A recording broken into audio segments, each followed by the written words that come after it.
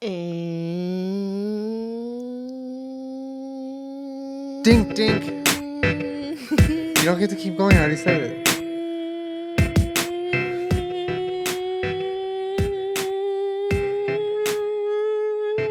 Squarespace is the sponsor for today's podcast. Start your website today with Squarespace. Go to squarespace.com/Jenna Julien to save 10% on your first purchase of a website or domain. Amazing website design. Easy process. Keanu Reeves uses it. 24/7 customer support. Check it out. Also, guys, MeUndies. It's that time of year. Okay? You got to get your Christmas gifts, your holiday gifts for your friends, your loved ones. MeUndies is a perfect holiday gift. It really is. So go to MeUndies.com/Jenna Julien. Get 15% off your first pair. Free shipping and 100% satisfaction guarantee. Okay? Get some festive underwear. Do it. Just do it. Thank you, sponsors. Hi, Julien. Hi. How you doing, Julien? I'm rolling, baby. I'm doing great. What does that mean? We're rolling. No, I'm not operating on all cylinders today. I feel that. I understand. I stayed up till 7 a.m. Oh my God. I hope my mom's not watching. It's past my bedtime. Oh, you stayed up so late, and I went to bed and watched old episodes of Ancient Aliens. I remember seeing it on the TV when I came to bed. They're just so good. I don't know. I just like how they end every episode with like, that's what ancient alien theorists believe. And you're like, okay. I mean, you can't argue with what someone else believes. Some guy thinks all of this. So roll credits. And you're like, oh, okay. They have all these theories. They tell all these stories. And they're like. And that's what one person thinks. Thanks for watching. Based on the thoughts of a guy. Yeah, they just say ancient alien theorists. I'm like, all right, tight. Yeah, sick. No. That's covering their own ass, though. You can't argue with what someone else thinks. I quite literally disagree. You can argue. You can argue it, but I mean, I can't be like, you don't think that. I disagree. Okay. I disagree with. All right. Well, you know. Did you have fun, though? I did. I played video games. I was streaming for like 10 hours. It was degenerate hours. It was good, though. It was fun. I played mostly Tarkov last night, but we played Life is Strange this week, which I wanted to talk about in the podcast, but I'll do it in the second half because I don't want like the whole thing to be spoiler alert. Spoiler alert. Because if you guys are going to play Life is Strange, I don't want to spoil it. So we'll spoil it at the end so then you can just skip it. We'll spoil it later. In the podcast, really. In the podcast, yeah. But no, we played a lot of Tarkov. Honestly, that game is so much fun. And it's fun to drink and play, to be honest. Yeah, I don't know how you do that. Well, I just pour it into my glass and I take a sip. I'm not asking how you drink. And then I put my hands on the keyboard and mouse and I go. That game is not for me. You ever play a video game and you're just like, oh, this is not for me? Oh, yeah. This is not for me. Yeah. That's that game for me, not for me. That's fine. That's the beauty of video games. Just like you and Subnautica. When are you going to finish Subnautica? I'll finish it. It's like the greatest like single player PC game on Steam, in my opinion. You can't argue with it because it's my opinion and it's what I think. I disagree with. We've already established that you're not allowed to disagree. That I, in fact, think that. I disagree with. Subnautica is not the best single player game. It's pretty great. What are you talking about? It's great. Story's great. Gameplay's great. It's a great time. Except if you're afraid of the ocean and open water, it's not great. It's not a great time. I don't think it's bad. Here's the thing. Like when we played Minecraft a lot, like I was in Conan 2, which both games are adding things and we can go back to them at any point. But you're like, I sort of get in this frame of mind of like, we're working on these projects. You know, we gotta get this done. We gotta collect the materials. This and that. And I think right now I'm just not in that gaming space of like gaming headspace kind of. You know, like I'm 100% Tarkov right now. Mm-hmm. But it feels good to be completely just in a video game. Like 100% the Elder Scrolls Online. I'm so caught up in it. I can't stop playing. It's a good time. It's a good time. Remember when I got to bed the other night after playing it for like a bunch of hours and we were going to sleep and I was like, babe, I want to go play Tarkov. I know. I'm like, okay. Like I'm trading sleep for it. Yeah. So you gotta control it a little bit, you know. You can't be getting no sleep because you're staying up all night and then waking up and then not getting any sleep. Am I overly attached Tarkov player? Is Tarkov like, hey, Julian, I got to wake up early in the morning. You got to bounce. Maybe. Yeah, well. Anyway, I'm enjoying it. The end. You doing okay? I'm trying. Just trying my best. That's all I can do. It's really hard to be drunk and play a first-person shooter game. I disagree. No, it is hard. I died a lot. Oh, no. Oh, no. But it makes it like, the thing about a game like that is it's more than meets the eye in so many ways, but the most like valuable of those ways is like, it's a hilarious game. And hilarious situations happen. It's like PUBG, you know, the way like we would play a long game of PUBG and within the 35-minute match, there are moments that you can just like sort of role play a little bit. You know, you're like kind of RPing and there's your friends and everyone's like joking and like things happen in the game that are kind of fucky.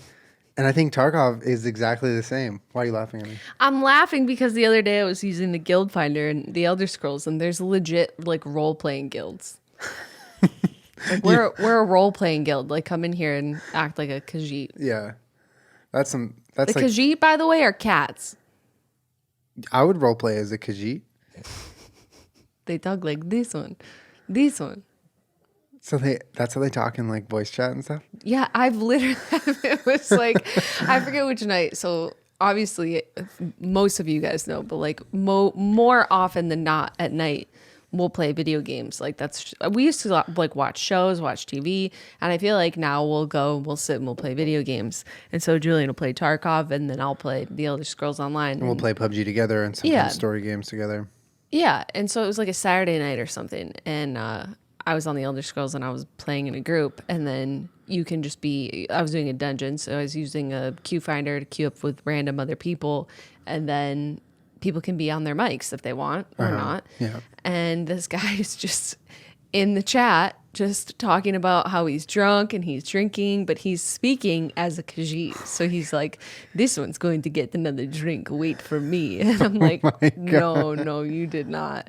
You did not, boy. You did not just do that. And then he comes back and he's like, this one does not know the mechanics of this dungeon. Will you please tell me? And I'm like, look, I don't want to yuck your yums, you know, but like, it's just kind of freaking me out, man. It's actually hilarious.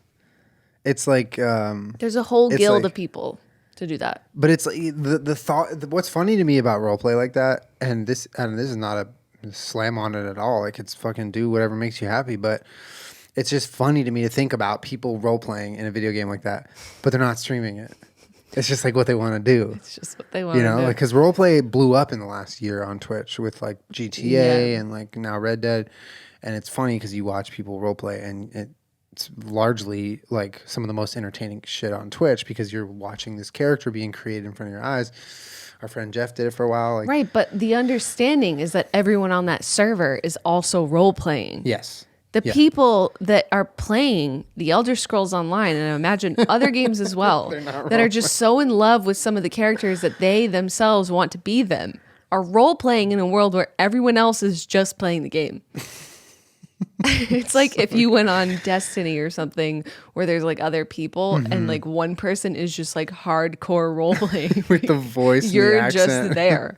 You're just there. You're just a guy playing a game. Like if you had to group up with them and then he just like won't drop it at all. He just keeps going. And like, his character's a cat and he's like making it do cat emotes and stuff. You know what that is? That's balls to the wall. That's like they take it seriously. That's what I'm saying. I'm not trying to yuck your yum. Like that's really cool for you, but like it makes it difficult for us to work together right now. I kind of want to role play. As what? I don't know. In what? In Tarkov? Yeah, Will had this idea. There's a map called Interchange where it's a mall. It's like a defunct old mall, and it's it's combat zone now. But Will thought it would be so funny if he's like, if Tarkov ever launches RP servers, I'm gonna create one where everyone's a scab and working at a shop in the mall. Okay, that's funny. That is funny. Yeah, but no, I mean, I think you like it's interesting because roleplay blew up under the genre of role play. You're watching RP, right? You see someone, or most times they don't have their face cam on, but you hear someone role playing as a character in this game where other people are doing the same and they're streaming it. But like like in games, there's been role play, like, that just passively happens. Yeah. And I think games that allow for that and also add to it with the funny moments with the characters and especially, oh my God, the taglines and the Russian taglines and the American taglines, like they have these preset lines that you can like, when you have a little stuffed animal and you squeeze it and it says something, it's like, that's what you're doing. So it makes for some really, really funny shit. I like the idea of somebody working a 9 to 5, coming home, kicking their shoes off and turning on their Xbox and getting in their queuing zone. in a random dungeon and saying, this one will be right back. I have to get another drink, as they make their cat do a cat emote. I love it though. That's like, it's the world of gaming. That's his though. free It's time. Like, that's his me time. Yeah, dude. Anything's possible. Speaking of that though, like and now we're in the world where VR really does feel super fucking immersive, and it does feel like a whole nother world where you're kind of like plugging in to the Matrix a little bit. There's this game coming out. I think it's Half-Life Alyx is what the name of it's called. And I watched the trailer for it and I was like, oh my God, I'm going to play that game in VR and I'm going to feel completely in this. Like, how I was playing that game Super Hot where you're the action hero and you're shooting? That's very like arcadey, right? Because you're like shooting the bad guys and you're dodging the bullets and whatever. This one is like a full-on like RPG first person game with a story and you're like in there the whole time in VR fighting the bad guys and doing the story. That's really cool. And for me, that's like, dude, when I was a kid, I would never have dreamed that would have been a thing that you can put on your head and then you're in it. Yeah. Like, that's me and my wild. brother, well, my brother had a gray Game Boy that I would steal when he was, remember, and I played Tetris on it? Yeah. Yeah, it's very hard for me to imagine putting something on my head and playing a whole story game. And just feeling so involved in the game is a really cool thing. I got a present for What? you. This? I gotta It's carry Miss this? Weech. Oh man, what are you She's doing? like falling off and she's heavy. She's a Khajiit. Hi. Hi. She's a Khajiit. Hi, Khajiit. But anyway, So you're not gonna role play in Tarkov? no. Well, You guys do in that classroom that one time. yeah, we did. Yeah, in the labs room. It's all fun and games till one of y'all dies, though. No, it's still fun and games when one of us does. I got my first haircut at not my hairdresser's spot in like many Tell years. us everything, Beach, because I kind of want to talk about it. before you say anything, I have not had a professional touch my hair since your hairdresser did my hair in 2017. Yeah. No one has cut my hair, dyed my hair, done anything to my hair. I definitely feel like at some point I'm going to have to do something to it because it's like really long and heavy. Yeah. But like, I know what it feels like when you're loyal to your hairdresser. Yeah. And then because Ralph is taking care of a sick dog. Yeah, yeah. He's got some, stuff going on. He can't work right now, but and like he's been my favorite like hairstylist I could have ever imagined having. And I never really have had like one barber or hairstylist until I've met him, and this was like when I had long hair. Went to a different hairdresser. Oh my God, you cheated. How could you? Well, I want to talk about this experience because this is something that like it's first of all, I feel like a lot of people can relate to, right? Like you have your spot or your person But you got to get your hair who done. cuts your hair, and then there comes a time where you either need a haircut and they can't do it, or something happens and there's a breakup or whatever, it's like it's an intense thing. There's like a whole Seinfeld episode about it. It's really funny. But anyway, I was like, okay, I need to cut my hair because I was getting to the point where it was about like, I think close to 2 months since I got my hair cut. And you know how I get.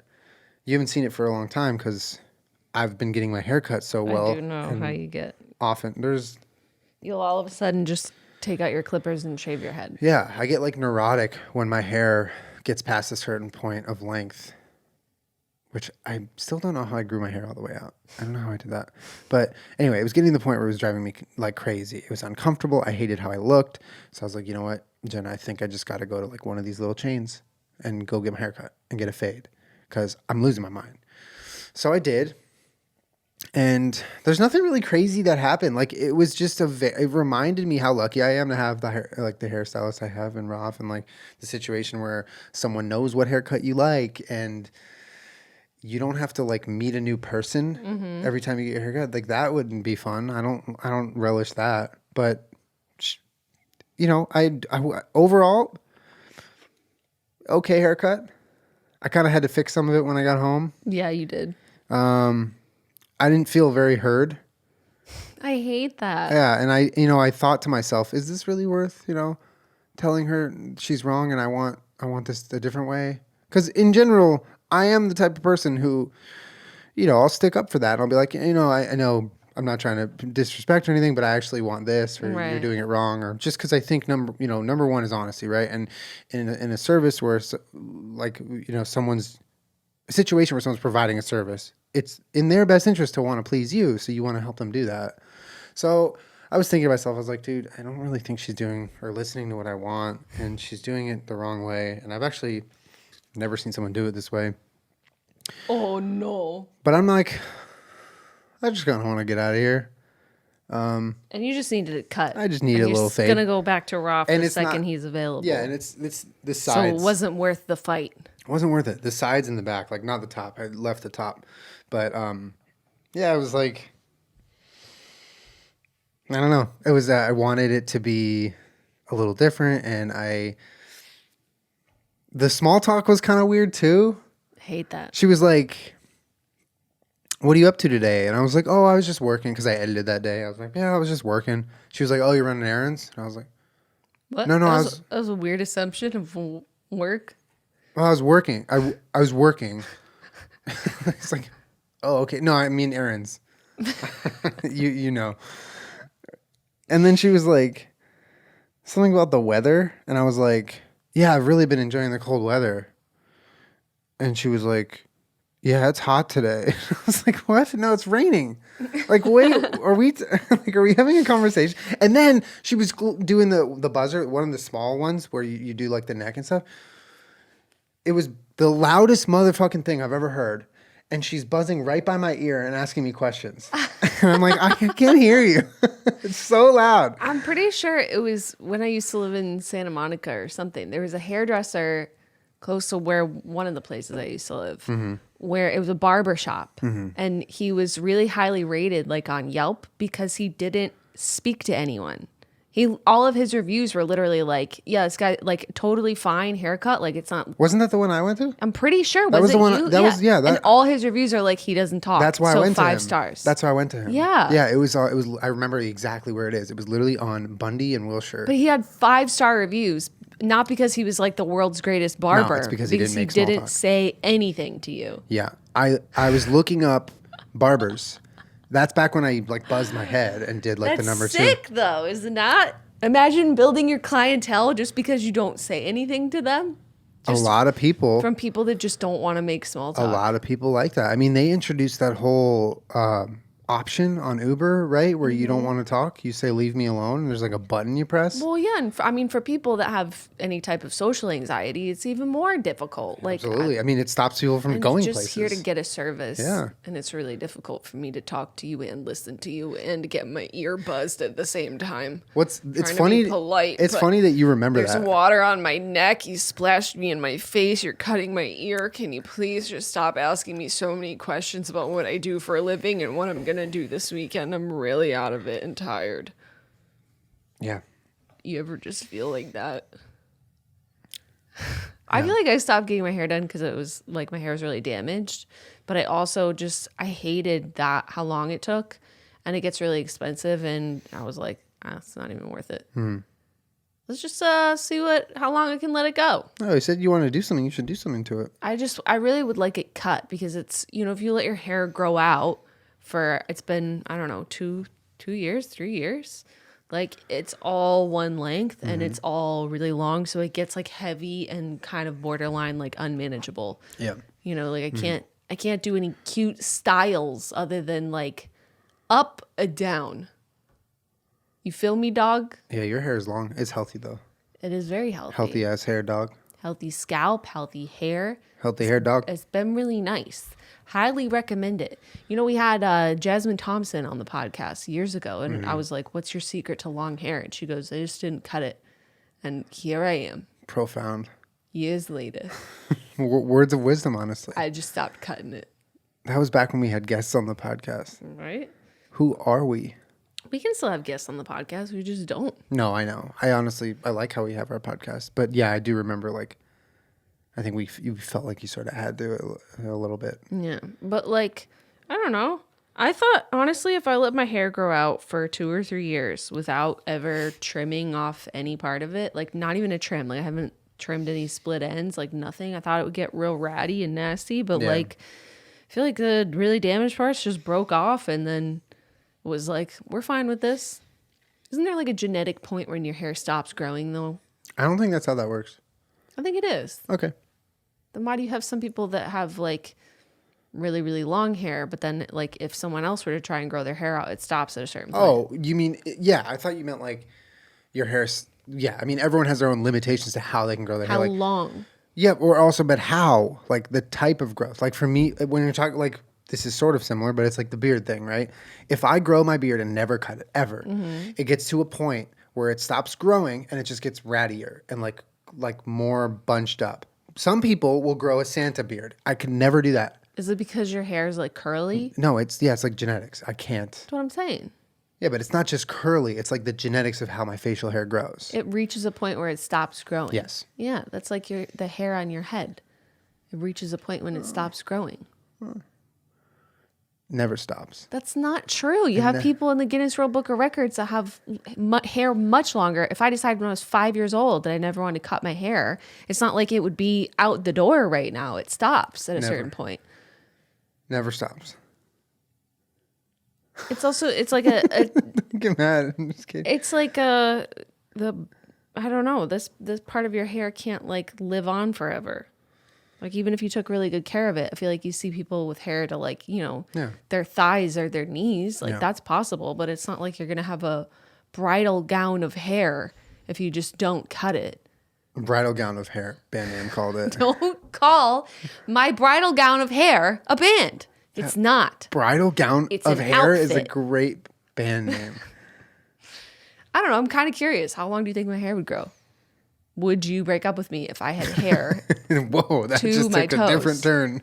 Would you say, get out of here, Harry? Would you scissor my hair in my sleep? I would never. You cut it? I would never alter your hair without you knowing. I don't know. I don't know. You like. I love how some people, people think that's funny. Like I remember seeing comments somewhere. Someone's like, "Hey Jenny, you should prank Julian by cutting his mustache off while he's sleeping." First of all, When you had a bun, that was all the rage. People tweeting at me like, "Cut his bun off while he's oh sleeping." yeah, that's hilarious. What if I love it? So Yeah, ruined my invasive. life. But the mustache thing, yeah, hilarious joke, by the way. How would you even pull that off? Literally, you're gonna need something really loud and buzzy to go right in the front of my face. I don't know. It's just mean. I'm not Toxic, dude. Not into mean-spirited Toxic. pranks.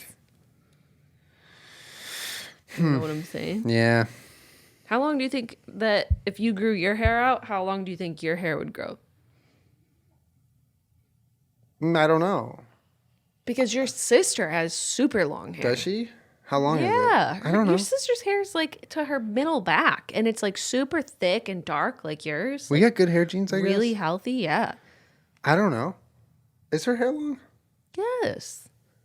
What, do you not know what your sister looks I like? just thought her hair was just like normal length. No. She has really good hair. 10 out of 10. Damn, 10 out of 10? Well, yeah, because it's also not like damaged. She doesn't like dye it and bleach it and do all the terrible things to it.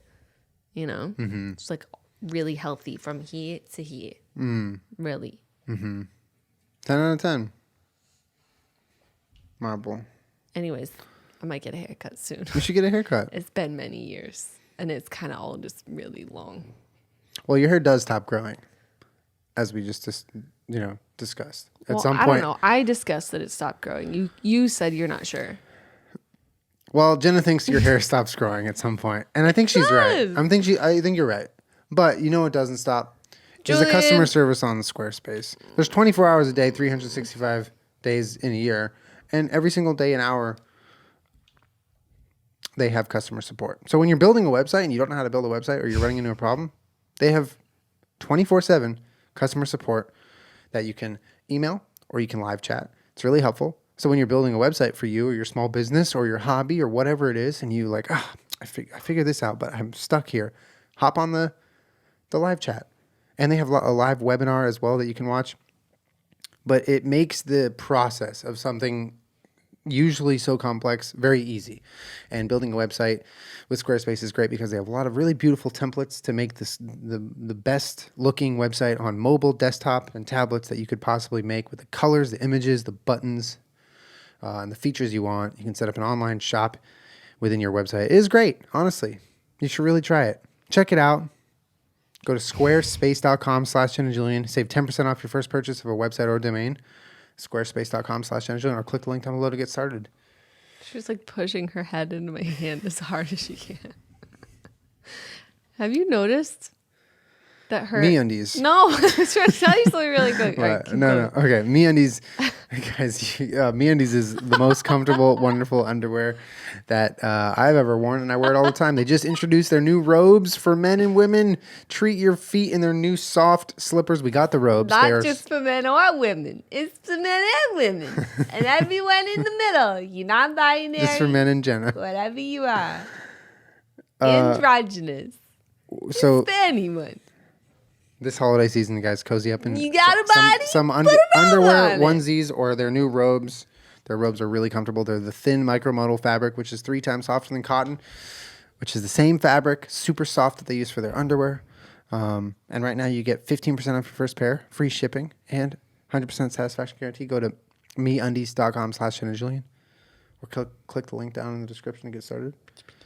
Beat it pop.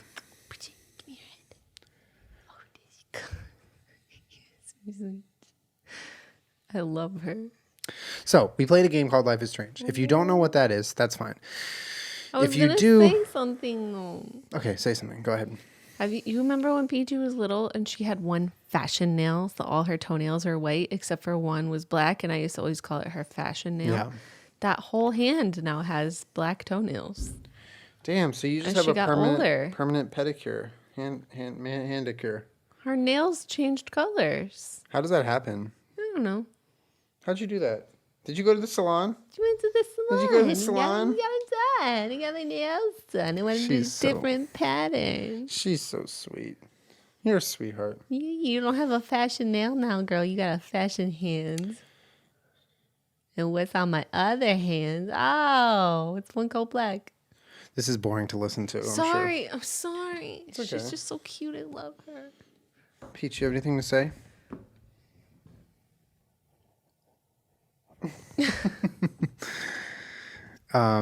Anyway, we played a game called Life is Strange. Is now when you're going to say spoiler alert? Well, yes, if I could finish, I was going to say, if you don't know what it is, that's fine. It's a story game where you make choices and it affects how the game goes. There's a lot of different ways it can go. But we played part 2, which was a story about 2 brothers. And we finished it this last week, and I just wanted to talk about it. So if this doesn't interest you or you don't plan on playing it, then you can listen. But if you are going to play it, spoiler alert. So if you are going to play Life is Strange or you don't want to know the ending or whatever, maybe tune out right now, because I'm going to talk about it and spoil some of it. Spoil it for us. Spoil it. Spill it. Okay, is everyone gone? Okay, cool. Spoil it. What were your thoughts on the way it ended and the whole season? Well, so we made very conservative choices during the entire game. Mm-hmm. Morally, ethically, tried to do the right thing in situations. We didn't really mean too much with our choices. Forgiving our mother and teaching Daniel how to be a good person and not use his powers for evil. Mm-hmm. And at the end, we chose to have them turn themselves in. Yes. And our chat was pissed at us. They were so mad. Like, a lot of them were really pissed at us and wanted us to guns ablaze it across the border and just gun it. But when we were looking at the alternate endings, I think because we made conservative choices during the rest of the game about teaching Daniel how to, use his powers for good and not for evil. I don't think conservative is maybe the right word. I think it's just like morally try to do the right thing. Yeah. It wouldn't have happened even the way that people had wanted, I think. Very possibly could have gone horribly if we decided. I was scared that one of them was going to die. We've been playing this game for like a year. I'm like, I do not want to watch one of these kids die. Like, I'm all set. Thank you. Yeah. Because no matter, I know you watched all the endings. I didn't watch all the endings, but I know the gist of what happened. But like, the reality is, if you're a car gunning it at the border police, like there's that many cops there, like y'all are dead. Yeah. You're going to die. Well, yeah. And I heard that in the endings, they don't die, or in one of them, Sean dies, right? Yeah. But that's not real. No. Well, it's a good point. It brings up a good point, right? It's not fucking real. There's the game. Y'all are dead. Well, the game has a bit of social commentary, right? And so like part of the storyline and some of the characters are largely based on like our political climate right now and how things are and what it's like in the world, especially for these two boys in this fictitious world, but also not. And yes, the younger brother has powers where he can like move things with his mind and he can kind of shoo away a car with his hand like very easily. Like he's a superhero. So there's that, which gives you the aspect of like it's fiction and it's this like little underdog superhero story. But yes, what you were saying, if you're face to face with Border Patrol police, like a fleet of cop cars, in front of the border, and you start gunning it for the border while they have their guns drawn, like you die. Like the reality is like that is a situation where if you make that choice, you're expecting something bad to happen. And the thing is like you said, I think we made good choices the whole time, which was kind of hard because like the choices are not easy sometimes, especially the ones little things that make a difference. It makes the noise afterwards. And it's like, this will affect your later, whatever. Like those are not easy and they come at weird times and you don't know when they're... Chad also always wants us to do messed up stuff. Yeah. Yeah. They do. I mean, and like we kind of played the first season like that. Yeah, because they peer pressure you. They're in there and they're just like, do it, do it, do it, do it. And I'm like, oh my God, I don't want to. Yeah. All right, fine. I'm getting pressured. I'll do it. And then we do it just so they can see your reaction and freak out. It's like a damned if you do, damned if you don't kind of thing. Yeah, I mean, I was super attached to the first Life is Strange, and I think a lot of people are and were. Mm-hmm. And this one attached me in like a different way. Mm-hmm. I agree. Really liked it. I agree. This one definitely it hit different for me. Like this one. It just hit different. This one for me, I was like in it the whole fucking time. Because it's the story about these brothers, right? And I have a younger brother, and I always, anytime I see a story about an older and younger brother, especially where the dynamic is like one of them's looking out for the little one, and it's you have to protect and say together. Like that to me always brings me back to like my childhood with my brother, and like it hits me in a certain soft spot. And this whole season, I really felt kind of invested in the brothers in that way.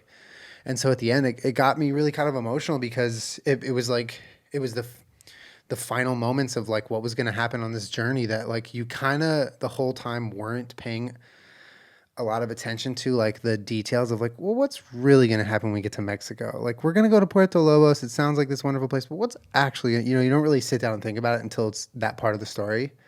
And then that part of the story came and it was like super final, and the decisions you have to make are super intense. And so our ending was we surrendered, and with the surrender, everything went fine. No one decided to go against that decision. And we go to jail for 15 years, and our brother is free the whole time, and we meet him when we're out of jail as adults. And it was just emotional. But yeah, if you want to watch the alternate endings, some of them are fucking fucked, man. And they fucked me up. Like, there are some bad endings, like really bad endings. Bad in what sense? There's an ending where... There's the worst part of the bad endings for me, and what makes them bad is that it ends with strife between the brothers, right? No, like it would be okay if something bad happened, but you went down together. Like that's okay to me because I feel like you're a team and you're brothers and it's the wolves and the whole thing. But the moment that they started clashing with each other and fighting, and then those were the final moments, like there was one ending where you tell Daniel, we're not doing this. We're giving up. And he throws the keys out the window. And Daniel, conditioned by his previous choices that whoever was playing made, said, no, we came all this way. We're not doing it for nothing. And then he decides to force the car through this, like, you know, showering of bullets. And he's blocking most of the bullets. And he's, you know, getting there, and they cross the border. And he's like, we did it. And he looks over, and we're dead. We got shot in the neck and we die literally right there in the car. Sean's dead. Yeah. And Daniel's like crying on Sean's body. And that's the fucking ending, dude. Yeah. I would have lost it. Yeah, I'm almost that. But that's why chat wants you to make those choices. Because they want to see some crazy shit. But then there's another one where you are like, you're the one forcing the car across, and Daniel doesn't want to go across. Daniel wants to surrender, so you're like, we're doing it, and you're driving, and Daniel's like, no, I don't like this, and you're telling Daniel to use his powers to clear the wall, so he's like crying, and he does it, and then literally right before you're about to cross the border, Daniel jumps out of the car, and he leaves you, and then you're in Mexico alone, and he's in America, and that's the whole story. That's just as bad. That's not a good ending. That's a horrible ending. Yeah, that's no good. Oh my God. And then one of the ones that really rubbed me the wrong way was, and arguably the best ending, which a lot of people have told me, is the one where they end up in Puerto Lobos together, alive and safe, right? Where they both decide to cross. They both say, you know, on the same team. The way that one goes is really gnarly, and I think it made you feel like they're kind of evil in a way, and they did a good job of it because they look at each other, they're like, how does the story end? They end in Puerto Lobos, and they both do it, and so Daniel slowly walks around the car, and piece by piece just destroys everything in his path. He destroys cop cars. He throws people with his powers, and it's just like it's like destruction, total destruction, like a bad guy would do on a city full of innocent civilians. Yeah. He's killing people, arguably. The cops are like either unconscious or dead. Everything's destroyed. Then he walks back into the car, and they just drive. And he's like, time to go home. It felt wrong. And then they end up in Mexico living their life. It doesn't feel like a great life, but people think that's a great ending. I disagree. I think that was I think that goes against everything you were doing the whole time. What's the moral of that story? I don't know. It's so loaded. Kill a bunch of cops and then you can live happily ever after. Right? Like at a certain point. Commit a bunch of crime. Yeah, yeah. Run from the police. Yeah, yeah. Never tell the truth. Yeah. And then if you keep being bad and killing people, you'll get your life that you want. Mexico? Yeah. Like, well, that, I don't know. Well, I mean, while you play the game, you can suspend your reality to an extent, right? Well, I was going to say that's what I respect about the game is that if you want to play the game that way to where the ending comes out that they're the bad guys, you can. That's why it's such rich storytelling. That's why people love Life is Strange 1 and Life is Strange 2. It's like incredible storytelling. It really can go any number of ways, which makes it so interesting. Yeah. And I don't know. To me, I wouldn't want to play the game that way. I agree. I play other games that way where they don't have like emotional and moral ramifications to me and my well-being. I don't know. I just like they're a little boy. Yeah. Well, I know Sean's like older, but like Daniel's a little boy. Like, are you not emotionally invested in him in the beginning? Like, since all of it, since Captain Spirit with his fucking alcoholic dad, and you're like, I just want to protect these kids in this game. Like, it's hard for me to play the game making a decision that would like really put him in harm. Yeah. Even though it's a video game and no one cares. And I respect people for playing it however they want to. Yeah. I didn't want, it wouldn't bring me personally any enjoyment to play the game like that. Yeah. And I think, like, we might sound insane to some people who are like, this is a video game. What are you guys even talking about? What are you guys talking about? But, dude, like, you guys if you've ever been invested in a book, movie, TV show, play, whatever the fuck, you've suspended your reality to invest into something fictional. Into a character or a group of characters and events that are not real life. But, yeah, that's what Life is Strange does an incredibly good job of. And what I was going to say is, like, from the beginning of this season, you know, you're rooting for them, right? Because they're wronged right away. They're in this horrible position where it's like a really unfortunate spot where their dad dies in this big accident, or the police kills their dad, right? And then he uses his power that he didn't know he didn't know he had because he was just an emotional 9-year-old, and he freaks out, uses his power, and the cop dies, right? And so then they're on the run. But that's okay. See, to me, that's where the story should end. Like, why did any of this happen? And I already saw people in chat being like, Jenna, I disagree. And I'm like, okay, fine, whatever. But like, why didn't y'all just wait for the police and try to explain what happened? And because then their dad got shot in front of them and they were emotional children. I understand that. I know. And he didn't know he like, had that power. I know. But like, why is it your first instinct when something happens to run from the cops? Well, I think it says something about... Because they just watched the cops shoot his dad? Yeah, who's a minority, and they're minorities. And it's like a thing, you know, it's like, it's the commentary part of this game. Yeah, I mean, I guess I forgot about the way that first of all, we played that part of the game a year ago. A year ago. So it's a little hard for me to recall exactly I know. what That's happened. what's crazy, too. It's like you play this over a year because we're playing it as it came out.